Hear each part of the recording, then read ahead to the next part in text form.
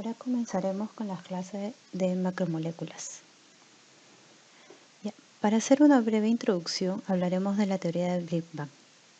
Ustedes ya conocen cuál es la hipótesis de que todo comenzó con una gran explosión o más bien con una singularidad. En el primer momento no había nada, luego de de un tiempo definido se formó helio. Esto es por la cantidad de neutrones y protones presentes. De ahí pasó un tiempo no muy largo y recién se formó el primer átomo, que ha sido el hidrógeno. Es decir, primero se formaron aquellas, estructuras más básicas que un átomo. Y luego por condensación tuvimos el hidrógeno, que vendría a ser la primera molécula.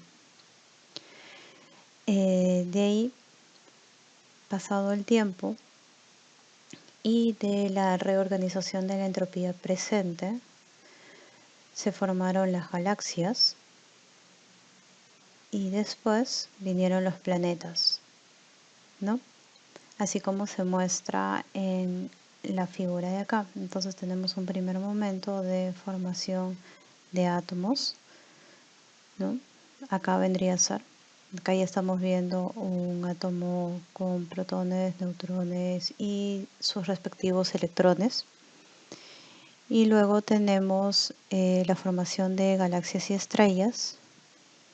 Y muy al final está la formación de planetas. Ahora bien, cuando ya llegamos en el tiempo a la formación de planetas, tenemos un planeta primitivo, con unas condiciones muy básicas en las cuales no existe la vida. Observamos que en este primitivo planeta se encuentran moléculas presentes como el hidrógeno, el agua, el amoníaco y el metano. ¿Cuáles son las características principales de este planeta? Que estoy hablando del planeta Tierra. Es una gran superficie de agua, los mares, altas temperaturas formadas principalmente por los volcanes y reacciones en la atmósfera eléctricas, ¿verdad?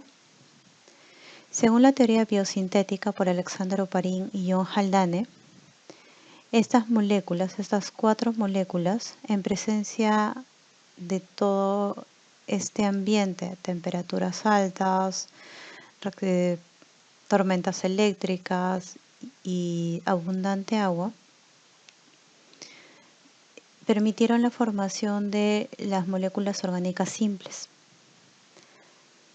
Luego, Stanley Miller hizo un experimento muy ingenioso para demostrar esta teoría biosintética, en la cual simuló el océano primitivo, como pueden observar acá, lo calentó hasta obtener vapor de agua. En una de las entradas insertó las otras moléculas, que son el hidrógeno, el amonio y el metano. Luego dejó que estas moléculas presentes reaccionaran con una simulación de lo que vendría a ser las tormentas eléctricas. Y luego, por condensación, permitieron que estas moléculas formadas cayeran, con lo cual se obtuvieron los primeros aminoácidos y otros compuestos disueltos carbonados que están presentes en los seres vivos. ¿Cuáles son las interacciones que hay que tener en cuenta entre átomos? Nosotros ya hemos visto, o bueno, ustedes ya han visto en su formación académica de colegio, que existen dos clases de interacciones. Pueden ser las fuertes, que son definidas por las uniones covalentes, por ejemplo, el hidrógeno gaseoso, el anhídrido carbónico, el agua, tiene estos enlaces donde comparten electrones. Después tenemos las interacciones débiles. Dentro de estas interacciones débiles tenemos las interacciones iónicas que ustedes ya conocen, como por ejemplo el cloruro de sodio. Tenemos las interacciones de Van der Waals, donde se forman pequeños dipolos dependiendo de la electronegatividad de sus átomos, que le dan valores de positivos y negativos. También tenemos las interacciones hidrofóbicas, las cuales las vamos a observar presentes en compuestos apolares, y los puentes de hidrógeno, ¿no? Que se da también por los dipolos que se forman entre moléculas diferentes, ¿no? Por ejemplo, acá tenemos una que es nitrógeno con hidrógeno. Ustedes ya deberían conocer la escala de electronegatividad que se presenta en la tabla periódica, donde la electronegatividad aumenta desde arriba hacia abajo y de izquierda a derecha, ¿no? Por ejemplo, siendo más electronegativo el flúor y siendo menos electronegativo el litio. Ahora bien, vamos a empezar a hablar sobre los componentes de los seres vivos, pero estudiando sus unidades básicas. Por ejemplo, acá tenemos una célula vegetal. Si ustedes reconocen, acá están los cloroplastos, el núcleo, la pared celular. Esta célula vegetal la vamos a partir hasta obtener sus unidades básicas. Empecemos por el núcleo. El núcleo está formado por la cromatina. La cromatina viene a ser el ADN enrollado de manera organizada para poder entrar dentro de ese pequeño compartimento. Y si nosotros desdoblamos el ADN, vamos a encontrar que su unidad básica son los nucleótidos. Ahora bien, tomemos la membrana plasmática de esta célula vegetal. Dentro de esta membrana plasmática tenemos unas moléculas, macromoléculas, que están ancladas y tienen partes fuera de esta membrana, ¿no? Si nosotros sacamos esto, vamos a encontrar a la proteína. La proteína está conformada o tiene como unidad base a los aminoácidos. Y por último, si tomamos la pared celular y comenzamos a dividirla para saber qué es lo que tiene, encontramos en este caso la celulosa. Las celulosas son fibras de carbohidratos, y si tomamos cada una de estas fibras y las descomponemos, vamos a encontrar azúcares. ¿Cuáles son las moléculas de la vida? El agua es una molécula esencial para la vida, a pesar de que no es una macromolécula, es una molécula muy pequeña, ¿no? Las macromoléculas son moléculas que tienen muchos átomos, más de 10 átomos. Nosotros en química inorgánica o química general principalmente estudiamos moléculas desde hasta 7 átomos, por ejemplo, ácido sulfúrico, ácido fosfórico, que diría son las más grandes. En cambio, las macromoléculas, las que conforman la vida, son moléculas que pueden llegar hasta 1000 átomos de carbono. Con esto voy a que los átomos o el átomo esencial para la vida es el carbono, con el cual están constituidos todos los seres vivos. Estas macromoléculas que contienen carbono son largas, complejas y diversas. Con ellas podemos formar las proteínas, los ácidos nucleicos, los carbohidratos, los lípidos, entre otras moléculas que pueden ser combinación de todas estas mencionadas anteriormente. Ya, eso va con el carbono, pero también tenemos otros átomos esenciales que son el hidrógeno, el oxígeno, el nitrógeno, el azufre y el fósforo, que están presentes en estas macromoléculas. Y por último tenemos también elementos trazas que lo requerimos en menores cantidades. ¿no? Ahí se pueden encontrar a los metales, por ejemplo. Ahora bien, es necesario saber los grupos funcionales. Los grupos funcionales están presentes en las macromoléculas y las podemos reconocer. Podemos reconocer estas macromoléculas por el grupo funcional que contiene. Y gracias a esos grupos funcionales se dan las reacciones entre macromoléculas para formar otras moléculas. Entonces, los principales grupos funcionales tenemos el hidroxilo, que viene a ser el OH, es decir, son los alcoholes, el carbonilo, que es el carbono con doble enlace y el oxígeno, el carboxilo, que es el carbono, una molécula de hidroxilo y doble enlace con el oxígeno. Tenemos los grupos aminos, que es nitrógeno con dos hidrógenos, los sulfidrilos, que es azufre con hidrógeno, y los fosfatos, que es el fósforo con 4 oxígenos. Estos vendrían a ser los grupos funcionales principales. No son los únicos.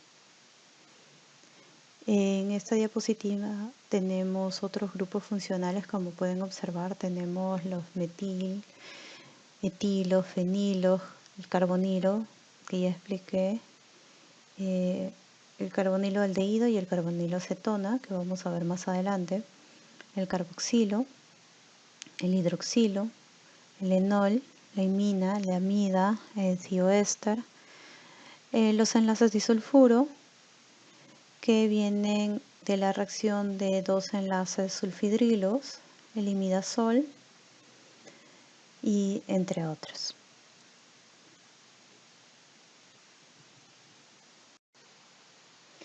Seguimos con las macromoléculas, los carbohidratos. Los carbohidratos tienen como unidad básica a los azúcares. La característica de los carbohidratos es que tienen grupos funcionales como el carbonilo y los hidroxilos. Se pueden clasificar en aldosas o cetosas dependiendo de la ubicación de los grupos carbonilos. Las aldosas, los grupos carbonilos se encuentran en el extremo, mientras que en las cetosas los grupos carbonilos se encuentran en el medio. No necesariamente en el medio, pero en el segundo carbono, tercero, cuarto y así sucesivamente. Otra de las características de estos carbohidratos y de sus unidades bases es que las unidades bases pueden estar formados por 3 carbonos, su cadena por 3 carbonos, por 5 carbonos y por 6 carbonos. Luego, la disposición o la unión de estas unidades bases pueden formar los que son los monopolisacáridos, los monosacáridos, los oligosacáridos y los polisacáridos. Eso depende de la cantidad de carbonos presentes o la cantidad de subunidades, que es el monosacárido, presentes dentro de la cadena de carbohidratos. Ahora bien, yo para formar estos mono, oligo o polisacáridos necesito, como en el caso de las proteínas, una reacción química que me permita enlazar un carbohidrato, un monosacárido, con otro monosacárido.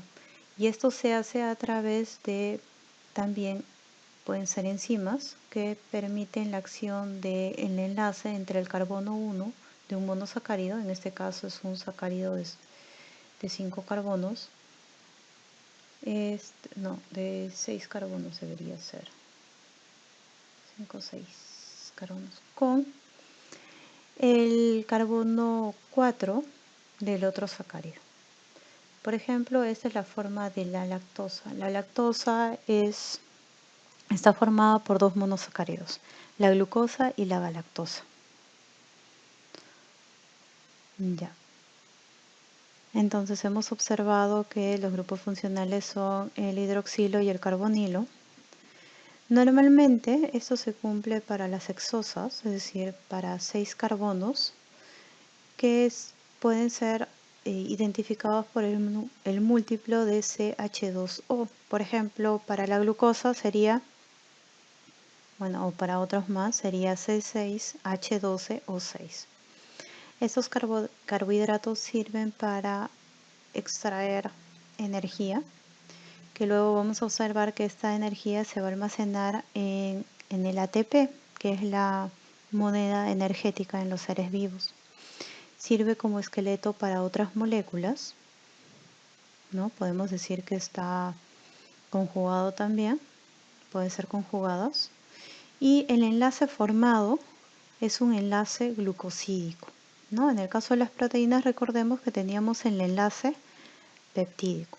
En el caso de los carbohidratos tenemos el enlace glucosídico.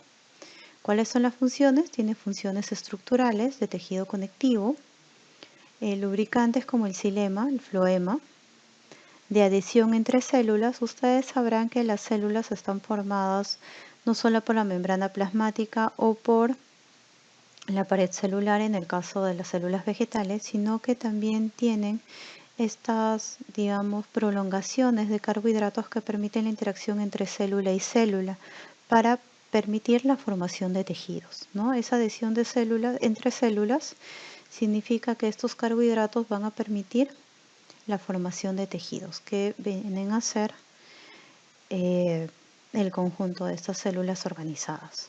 También pueden funcionar como señalización y ya se había observado o ya se había dicho como almacenamiento de energía. Aquí podemos tener, se presenta un cuadro de la clasificación de los azúcares. Tenemos las aldosas que ya habíamos dicho que presentan el grupo carbonilo en los extremos. Estos pueden ser triosas porque tienen 3 carbonos, pentosas tienen 5 carbonos y hexosas tienen 6 carbonos. Esto se presenta normalmente como cadena libre, pero en los seres vivos tienden a ser cíclicos, como observamos en esta diapositiva, ¿no? Así es como los encontramos, de manera cíclica. Ahora bien, podemos ver la diferencia entre glucosa y galactosa, que es más que nada quiral, es la posición en el espacio del grupo funcional hidroxilo. Y tenemos la otra clasificación que son las ketosas, ¿no? Como había dicho, es que el grupo funcional carbonilo no se encuentra en el extremo, sino se encuentra entre los demás carbonos, ¿no? Tenemos la dihidroxiacetona, la ribulosa y la fructosa. Ahora bien, aquí podemos observar la función estructural de los carbohidratos. En este caso tenemos una pequeña parte de lo que vendría a ser la pared celular de bacterias. Y esta parte de acá que observan en color morado son filamentos de peptidoglicano. Este peptidoglicano está conformado por una serie de carbohidratos o de monosacáridos unidos uno después del otro, cadenas de polisacáridos muy grandes, igual que en el caso de la celulosa, ¿no? Otro caso tenemos, por ejemplo, el almidón, que son cadenas de sacáridos ramificados. Tenemos el almidón y también puede ser el glucógeno. ¿Cuál es la diferencia entre el almidón y el glucógeno? El almidón se utiliza para guardar, digamos, energía en los vegetales y el glucógeno en los animales. Acá tenemos una estructura perteneciente a bacterias patógenas, en las cuales el polisacárido O es una señal patogénica, la que hace que a nosotros nos dé fiebre, ¿no? Hay dos formas de que nosotros, o dos causas por las cuales nosotros tenemos fiebre después de una infección.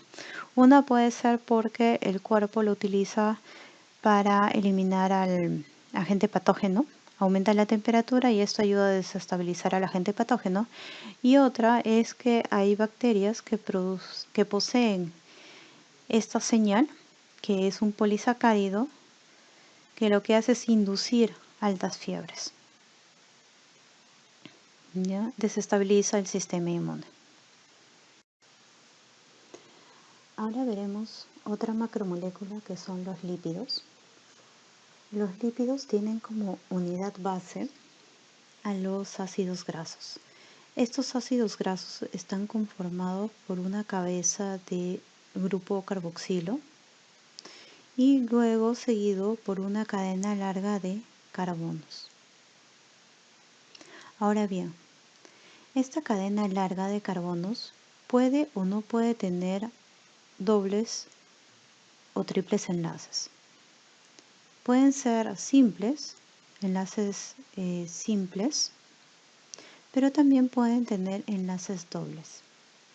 Estos enlaces dobles se pueden escribir como de la siguiente manera. Se coloca el número de carbonos totales, luego dos puntos y luego se coloca la cantidad de enlaces dobles presentes. Y entre paréntesis, con el signo delta, se colocan las posiciones donde se encuentran esos enlaces dobles. Por ejemplo, en el caso de este ejemplo, comenzamos con el carbono que contiene el carboxilo como el carbono 1 y de ahí seguimos sucesivamente hasta llegar al carbono 20. Entonces tenemos un eicosapentaenoico. Este es un ácido por la presencia de este carboxilo. Se le conoce como el EPA, que vendría a ser el ácido graso omega 3. ¿Ya? Entonces acá ustedes observan que en el carbono 5 se encuentra un primer doble enlace, en el carbono 8 un segundo doble enlace, en el carbono 11 un tercer doble enlace, en el carbono 14 un cuarto doble enlace y en el carbono 17 un quinto doble enlace, ¿no? Están los 5 dobles enlaces. Ahora bien, ¿cuál es la diferencia entre tener o no tener dobles enlaces? También se pueden tener triples enlaces. ¿Sí? ¿Está claro? Entonces, acá observamos un ácidos grasos que tiene la cabeza polar por la presencia del grupo carboxilo y además tienen la cadena de carbonos.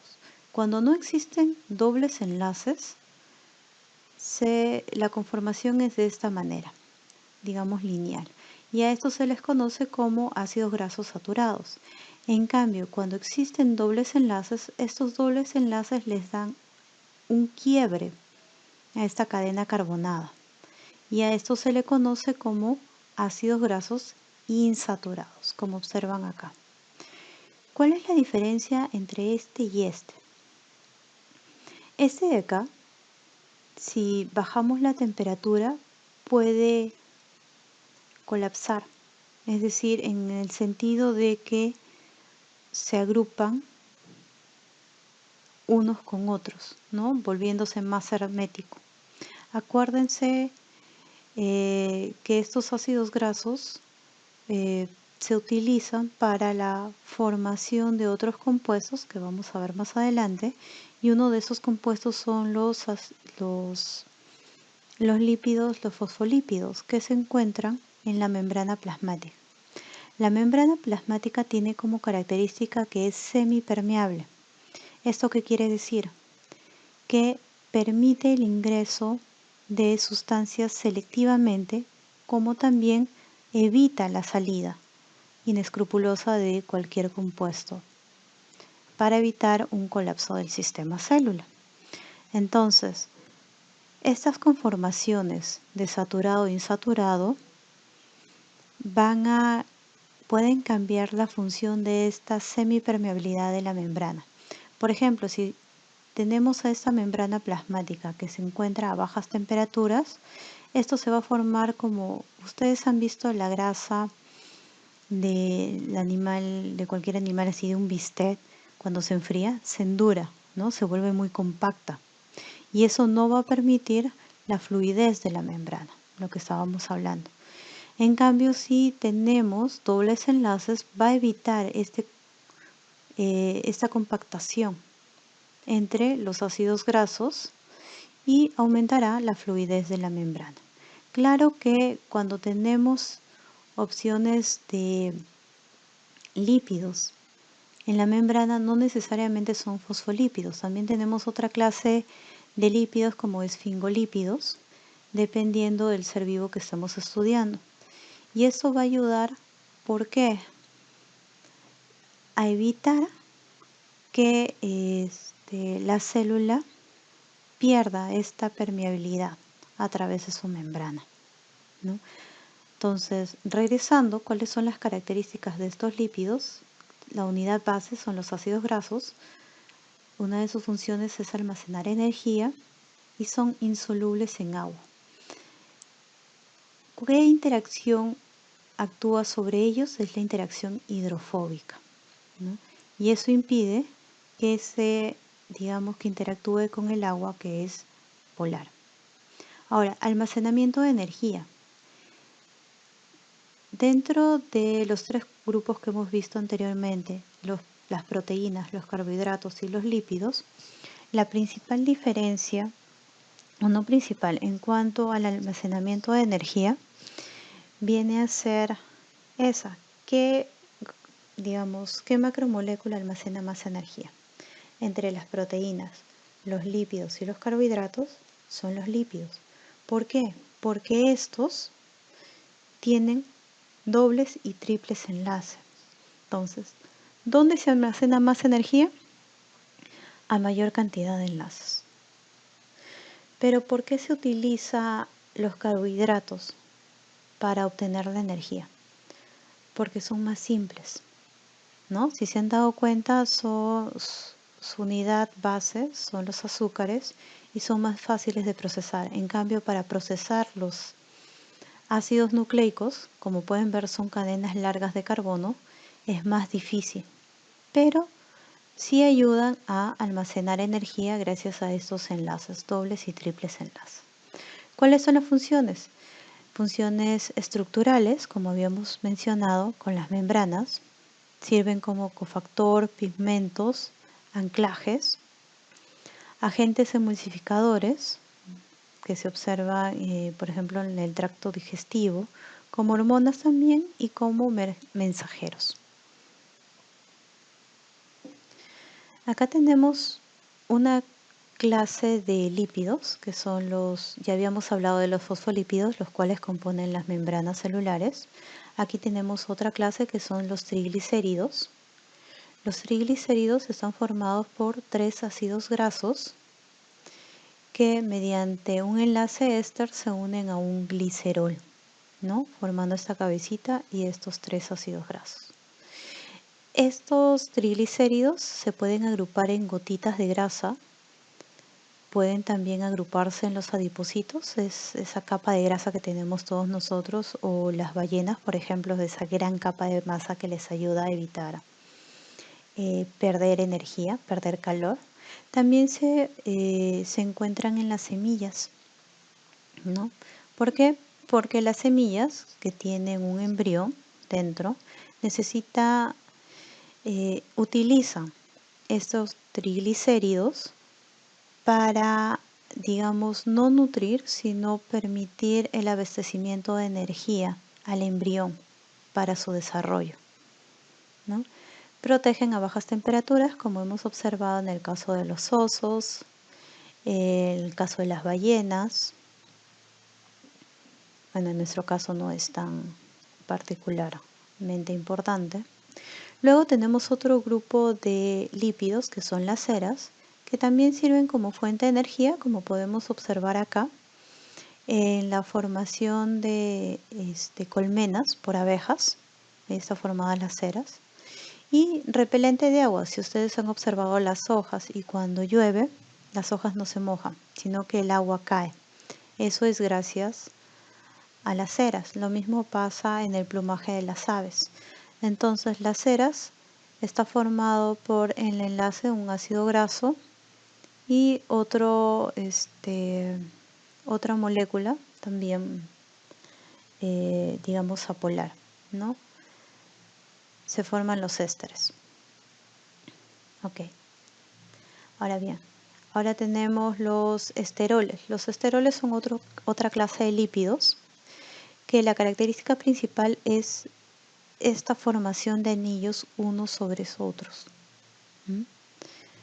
Estos esteroles están presentes en la membrana plasmática que ayuda a evitar el compactamiento de la membrana, como ya habíamos observado, no solamente por... Este es un fosfolípido y un esterol es el colesterol, ¿no? Luego tenemos otros que son hormonas, como la testosterona, como el estradiol, el cortisol, la aldosterona, ¿no? Básicamente todos tienen la misma, digamos, el mismo esqueleto, pero cambia los residuos presentes en ellos. Ya. Ahora seguimos con la introducción de las macromoléculas.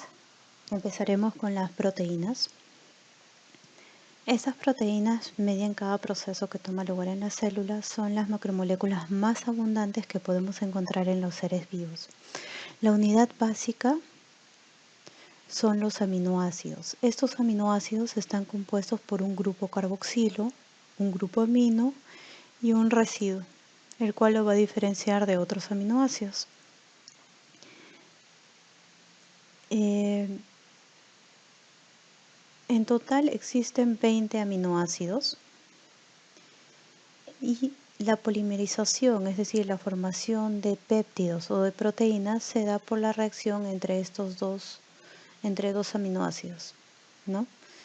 Se da exactamente entre el hidroxilo del grupo carboxilo con el hidrógeno del grupo amino. Por un ataque nucleofílico en presencia de agua, se forma una amida. A este tipo de enlace se le conoce como enlace peptídico. Una de las características de estos aminoácidos es su forma quiral. Eso significa que en el espacio pueden verse como un espejo. Digamos, tipo si nosotros ponemos nuestras manos, la derecha con la izquierda, son 5 dedos, pero están con las mismas proporciones de todos, pulgar, índice, medio anular, meñique. Sin embargo, la disposición en el espacio es, digamos, inversa, ¿ya? Lo mismo ocurre con los aminoácidos. Como dije anteriormente, estos aminoácidos que forman las proteínas también pueden tener formas conjugadas. ¿A qué se refiere esto? A que no solamente son un conjunto de aminoácidos entrelazados formando una cadena, sino que también pueden tener, luego de formar su plegamiento nativo, y ahora voy a explicar eso más adelante, estar unidos a otros grupos o grupos funcionales o otras macromoléculas.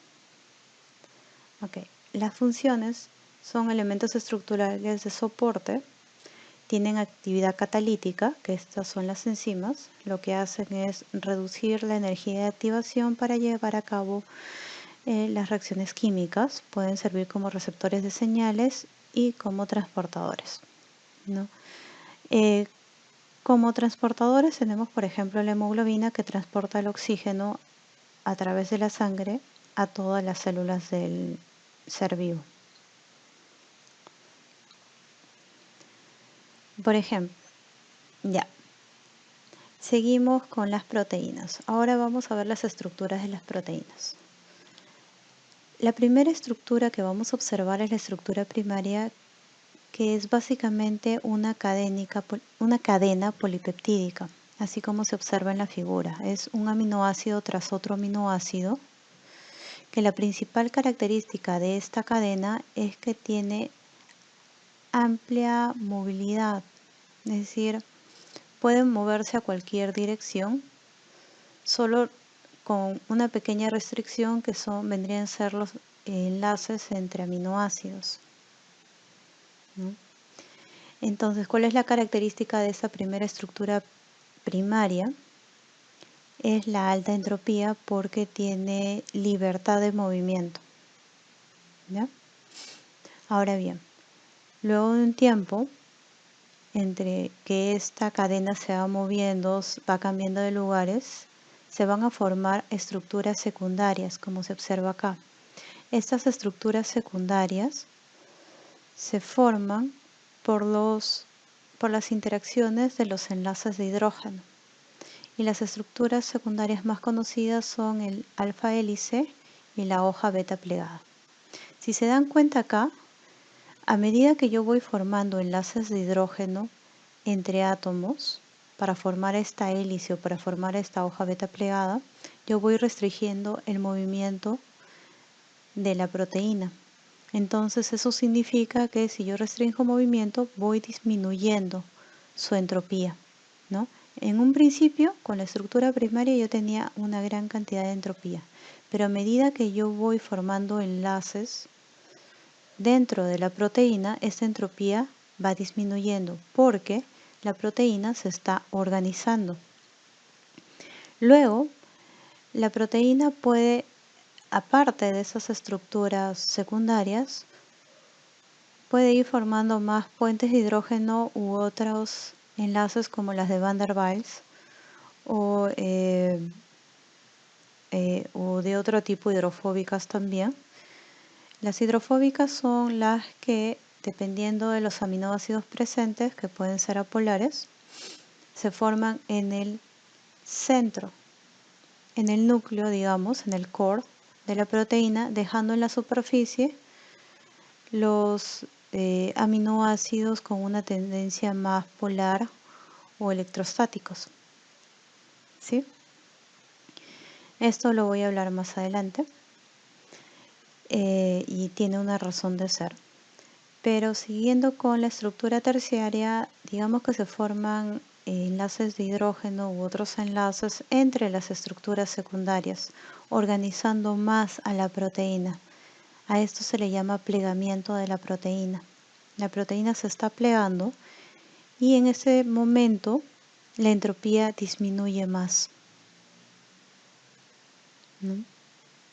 Ahora bien, hay proteínas que están conformadas por más cadenas polipeptídicas. A eso, a la interacción de varias cadenas polipeptídicas se le conoce como estructura cuaternaria. Uno de los enlaces que se forman son los enlaces disulfúrico, que le dan estabilidad a las proteínas, ¿no? Y en ese sentido la entropía disminuye más, hasta que se van formando microestados que corresponden a las estructuras casi finales. Es decir, la proteína no es que llegue a su estructura final y se quede ahí, sino que va a oscilar entre estructuras con baja entropía, siendo una de ellas la estructura nativa, la estructura funcional. ¿Ya? No se olviden cuando estudiábamos la entropía dependiendo de sus microestados. Acá se cumple. La proteína tiene diferentes microestados, así como pueden observar en las puntas de este gráfico, y el estado que tiene la menor energía, que se puede formar de manera espontánea, en este caso es la estructura funcional, la menor energía. Acuérdense, este gráfico es energía. Cuando estoy en la estructura primaria yo tengo una alta energía y tengo una alta entropía, ¿no? Mientras yo voy aumentando la estructura o voy complicándola, mientras voy organizando más a la proteína, la energía va disminuyendo. Entonces la estructura nativa es la de menor energía y es la que tiene menor entropía. Aquí se muestran los 20 aminoácidos esenciales que pueden ser agrupados según su residuo. Por ejemplo, el aminoácido más simple tiene un residuo de hidrógeno, que es la glicina. Hay otro aminoácido que tiene un residuo que es el metano, metil, es la alanina, y así. Acá tenemos en este grupo los residuos no polares o alifáticos. También podemos encontrar los residuos sin carga, polares, como se observa acá. También tenemos los residuos aromáticos, por esas estructuras cíclicas. Tenemos los residuos cargados positivamente, como observan por la presencia de protones adicionales.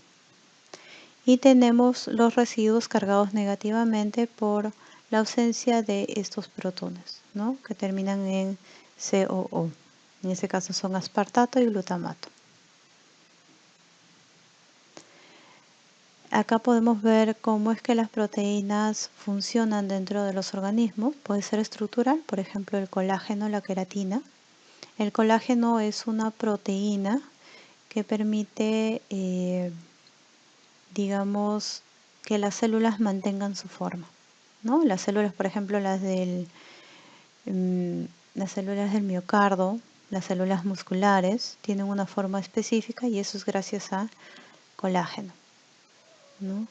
Después tenemos las proteínas reguladoras como la insulina o la hormona de crecimiento. La insulina es una proteína que tiene 6 unidades, es decir, está compuesta por 6 estructuras de proteínas que se enlazan entre sí, es un hexámero. Después tenemos las proteínas transportadoras como la hemoglobina, que si se dan cuenta bien aquí, está formada por dos tipos de proteínas, dos pares de tipos de proteínas que le dan la forma para el transporte de oxígeno. Tenemos las inmunológicas, por ejemplo, los anticuerpos. Tenemos las enzimáticas, las que se encargan de realizar las reacciones químicas en menor tiempo. ¿Cuál es la característica de las enzimas? Es que disminuyen la energía de activación. ¿Esto qué quiere decir? Que reacciones que pueden tomar años, miles de años en ocurrir, ellas lo pueden realizar en 5 minutos. ¿Por qué? Porque las enzimas catalíticas, las enzimas como la pepsina, lo que hacen es, tienen sitios activos que permiten que el sustrato entre y luego les da, digamos, por un pequeño cambio conformacional, puede formar giros y en presencia de agua u otros compuestos se forman los productos, ¿no? Por ejemplo, acá tenemos una proteína transportadora que es la quinesina. Se ve graciosa porque tiene unas patitas que avanzan a través de esta fibra de colágeno que le da estructura a la célula, llevando una vacuola, ¿no?, sobre ella. A esto se le conoce como un motor molecular, una proteína motora, porque necesita energía para poder realizar este movimiento. Acá tenemos proteínas receptoras. Las proteínas receptoras se encuentran atravesando la membrana plasmática. Y estas proteínas tienen una configuración que permiten la detección de algún compuesto. Cuando se une ese compuesto a la proteína receptora, esta permite una señalización al interior de la célula. En este caso, con la ayuda del GTP, que es una molécula, permite la activación de otras proteínas internas. Y esta es la enzima. Como se observa en esta simulación, las enzimas lo que hacen es disminuir el tiempo de reacción. Por ejemplo, se tiene la molécula de sacarosa, ingresa al sitio activo de la enzima, permite un cambio, digamos, en su conformación para que luego, acá como lo observamos, el agua ayude a la separación de las moléculas bases, que en este caso son glucosa y fructosa. Entonces, por ejemplo, esta enzima lo que hace es descomponer la sucrosa o sacarosa en glucosa y fructosa.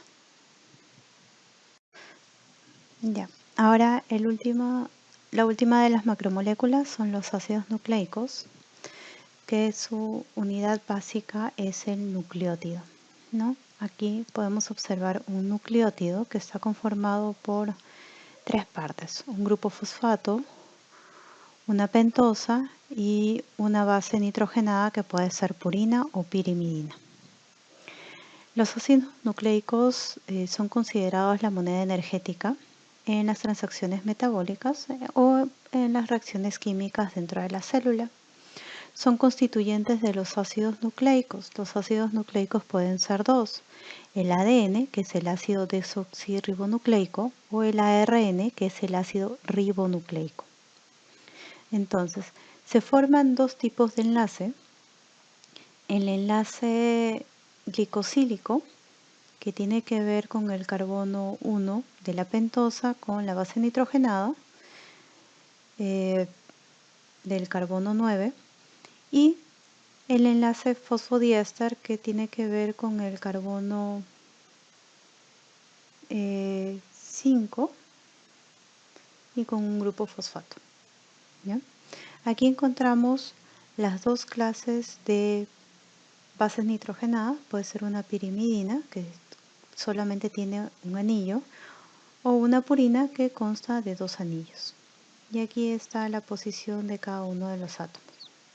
Ahora, ¿cuál es la diferencia entre el ARN y el ADN? La diferencia es que en la pentosa, en el carbono 2, el ARN contiene un grupo hidroxilo, mientras que el ADN no cuenta con este grupo hidroxilo. Por eso es desoxi, es decir, que no tiene el grupo hidroxilo, ¿ya? En el carbono 2 de la pentosa. Ya.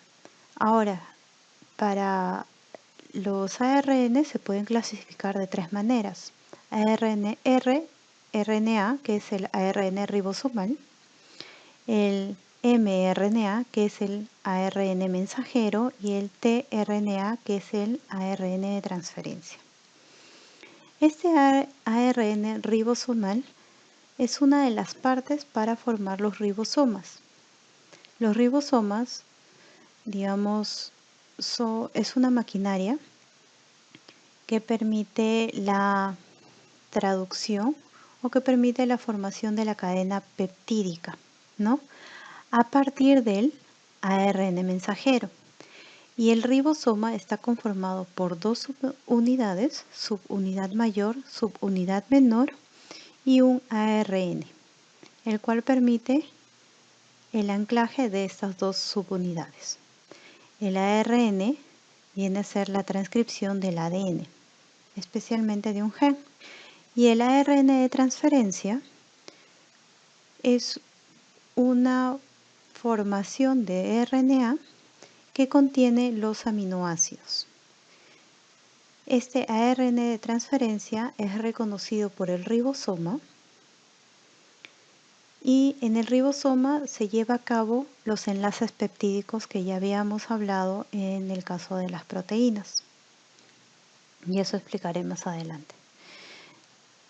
Ahora bien, tenemos las purinas y las pirimidinas. Las purinas están el ADN, la adenina, y la guanina.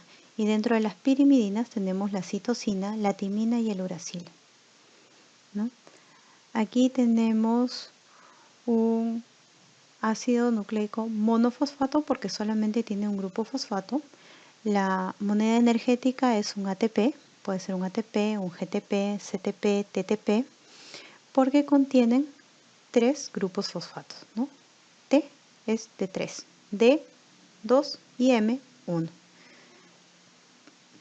Este es un desoxi, es decir que no tiene el grupo OH en el carbono 2, y con esto se forman los que son el ADN, lo que es el ADN. En cambio, este es un AMP que contiene grupo hidroxilo en el carbono 2, ¿no? Y acá está la base nitrogenada. Esta base nitrogenada es una purina, tiene dos anillos, ¿ya? Ahora bien, las bases nitrogenadas pueden formar enlaces con otras bases nitrogenadas, con sus complementarios, en este caso la guanina con la citosina y la timina con la adenina. Ya. Ahora, ¿cómo se forma el esqueleto del ADN de una sola cadena de ADN? La formación se da por el enlace entre el carbono 5, ¿no? Es decir, con el fosfato del carbono 5 reacciona con el hidroxilo del carbono 3 de la pentosa, que contiene al siguiente nucleótido. Entonces, acá tenemos un nucleótido. Ese nucleótido tiene un grupo fosfato, una pentosa y una base nitrogenada. El primer nucleótido reacciona con el segundo nucleótido a través de el grupo fosfato en la posición 5' con el grupo hidroxilo en la posición 3' del siguiente nucleótido. Por eso es que si les preguntan cuál es el sentido de la vida, el sentido de la vida va desde 5' a 3'. Y así es como se va formando una sola cadena de ADN. Fíjense bien que los nucleótidos quedan libres. Guanina, timina, adenina, uracilo, guanina, citosina, quedan libres para poder emparejarse con la otra base nitrogenada de la otra cadena de ADN. ¿Ya? Entonces, tenemos que la formación del ADN se da con el extremo 5' de grupo fosfato y el extremo 3' de grupo hidroxilo. Ahora, si se dan cuenta, nosotros en una cadena de ADN tenemos este grupo fosfato que le da una carga electrostática negativa. Entonces, al final, las cadenas simples o dobles de ADN, si juntamos dos cadenas, tienen la característica de que están cargados negativamente. Ya. Ahora bien, vamos a hablar sobre ciertos experimentos que se llevaron a cabo para descubrir qué era la molécula que transmitía la información de generación en generación. ¿Ya? Vamos a estudiar el experimento de Griffith. En el experimento de Griffith se utilizaron estas células que son de bacterias que tienen virulencia, es decir, que si infectan a un hospedero, en este caso a la ratita, le producen daño, ¿no? Entonces acá tengo un caldo con estas bacterias que se les llama las cepas S, porque son cepas virales. Este caldo se las inyectamos a la ratita y observamos que la ratita muere. Ya, el primer intento. Ahora tenemos células de la misma bacteria, pero las llamamos células R. ¿Por qué? Porque estas, al momento de inocularle a la ratita no muere. Entonces, estas células no tienen el factor de virulencia que contenían las células de la cepa S. ¿Ya? Ahora hacemos otro experimento. En este experimento tenemos las células de cepa S, que sí tienen el factor de virulencia, y las calentamos de tal manera que las matamos. Entonces, al estar muertas, este caldo de células muertas se las inoculamos al ratoncito y el ratoncito vive, ¿no? Lo que es más lógico, es decir, con el calor la hemos inactivado. Ahora, ¿qué sucede cuando yo tomo las células de cepa R vivas, que no tienen factor de virulencia, y las mezclo con estas células muertas, pero que tenían el factor de virulencia? Es decir, están muertas por sí solas, si yo las inoculo, no pasa nada. Pero ¿qué sucede si yo las mezclo y luego de mezclarlas se las inoculo al ratoncito? El ratoncito muere.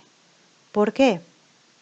Porque lo que había, como estas células de acá se han inactivado, han muerto, es decir, cuando una célula se muere, deja salir todo su material, ¿no? Salen proteínas, salen ácidos nucleicos, salen vacuolas, salen de todo lo que había y se encuentran en el medio, ¿no? Entonces, algo del material que estaba dentro de estas células de virulencia, que eran diferentes, acuérdense que es la misma bacteria, ¿no? Solo que esta bacteria tenía el factor de virulencia. Entonces, lo que producía ese factor de virulencia estaba en este caldo de cultivo. Y esta bacteria fue capaz de utilizar ese factor de virulencia, incorporarlo y volverse virulenta. de tal manera que al final causó la muerte de esa ratita. Entonces, esa información de virulencia vendría a ser el material que da, digamos que se puede pasar de generación en generación. Ese fue el primer experimento. Ahora vamos con el experimento de Hershey y Chase. ¿Qué es lo que hicieron ellos? Ellos querían probar cuál era este material que pasaba la información, ¿no? Tenían dos candidatos. O bien podían ser proteínas o bien podían ser ácidos nucleicos. Entonces, ¿qué es lo que hicieron? Ellos experimentaron con una bacteria, acá está la bacteria, y con sus agentes patógenos que son virus. Estos virus se les llama bacteriófagos. Bacterio, que es bacteria, fagos, que se alimentan, es decir, que se alimentan de bacterias. Entonces lo que hicieron es marcar con unos isótopos radiactivos a esos bacteriófagos. En este caso, este que ven acá, está marcado con fósforo radioactivo. ¿Qué se puede marcar con fósforo radioactivo? Los ácidos nucleicos. ¿Se acuerdan de la cadena de ácidos nucleicos? Tienen un grupo fosfato. Entonces es ahí donde se marca con fósforo radioactivo. Se está marcando los ácidos nucleicos. Y en ese otro caso lo que se está marcando son las proteínas. La cubierta que ven de ese bacteriófago está formado de proteínas, ¿no? Y lo que han marcado es un azufre radioactivo. Entonces lo que han hecho es mezclar estos bacteriófagos con las células, dejar que hagan lo suyo, que infecten a las células, y luego, cuando ya se separan por agitación, por centrifugación, si los agitan, los separan por centrifugación, observan qué es lo que se ha quedado dentro de la célula. Tienen que separar a los virus, ¿no? Y se quedan solamente con las bacterias. Entonces observan la radioactividad presente en las bacterias y observaron que había radioactividad en las bacterias que habían sido infectadas por estos virus con el marcaje en el fósforo, ¿no? Eso significa que el ácido nucleico había pasado a las bacterias. En cambio, en el caso de los bacteriófagos que habían sido marcados con el azufre, sus proteínas, al momento de, digamos, revelar a las bacterias presentes, encontraron que no eran radioactivas, que no se podían observar. Entonces, ¿cuál es la conclusión de este experimento? Es que la información se pasa a través de los ácidos nucleicos. Entonces, acá tenemos digamos, personajes principales en el descubrimiento del ADN. Está Rosalind Franklin, que ella a través de radiografías de esta molécula observó esto. Y gracias a sus conocimientos estructurales usando radiografías de moléculas, ayudó a Watson y a Crick a formar la estructura tridimensional de los ácidos nucleicos, en este caso del ADN. Entonces, el ADN de Watson y Crick, ¿qué es? Es un ADN de doble cadena, así como se observa en esta figura. Esta doble cadena tiene una conformación tipo B, ¿ya? Así se le conoce por el ángulo de giro, ¿no? Y la disposición de cuántos pares de base por giro hay, ¿no? Se observa un surco mayor, un surco menor.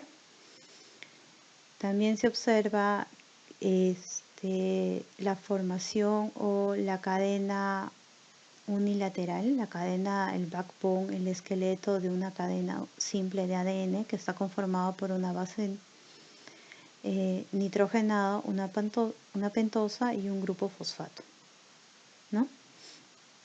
Y a su vez los enlaces con puentes de hidrógeno entre las bases nitrogenadas, que son complementarias, en este caso timina con adenina y citosina con guanina. Por último, con estos descubrimientos se establece el dogma de la biología celular, que es que el ADN contiene secuencias a las cuales se les llama genes. Estas secuencias de genes, lo primero es, se transcribe, porque no pueden ser, estos genes que son ácidos nucleicos, nosotros queremos llegar a que se traduzcan en proteínas, así como se observa. Entonces, lo primero que sucede es que estos genes uno de estas hebras es transcrita en ARN. ¿Ya? No se olvide la diferencia entre ARN y ADN. Se transcribe y luego este transcrito se traduce en una cadena polipeptídica. Y esta cadena polipeptídica pasa por cambios conformacionales hasta obtener su estructura nativa y funcional, que es una proteína.